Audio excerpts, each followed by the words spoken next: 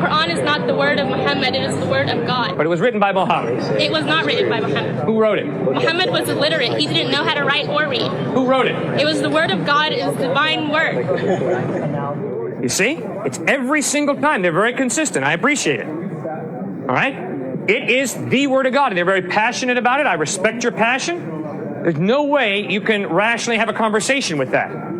The same way, if you ask me, why do you believe the Bible's the Word of God? And I look you in the face and I say, because it's the Word of God.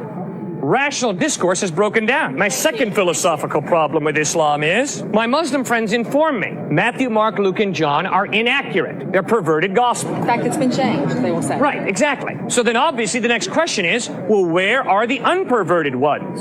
Unfortunately, my Muslim friends cannot produce the unperverted ones. Instead, what my Muslim friends ask me to believe is that a revelation that Muhammad had 500 years after Jesus, which obviously means Muhammad never met Jesus, that book, the Quran, is a more accurate presentation of the historical Jesus than the Gospels written by the eyewitnesses. Well, I'm sorry. Whenever I want to study an historical person, I don't go running to a guy who lived 500 years after the fact. I want to go to the eyewitnesses. I'm not going to trust Martin Scorsese to be my primary source of information about Jesus. Martin Scorsese never met Jesus. Neither did Cecil B. DeMille. I'm going to go back to Matthew, Mark, Luke, and John, who live in the first century, to be my primary source of information about Jesus. My third philosophical problem with Islam is, my Muslim friends have great respect for Jesus. In fact, my Muslim friends respect Jesus far more than the typical American does. My Muslim friends believe that Jesus was born of a virgin, that he ascended to heaven, and that he's coming back a second time. Well, that's far more than the typical American believes about Jesus. But my Muslim friends say that although Jesus speaks the absolute truth,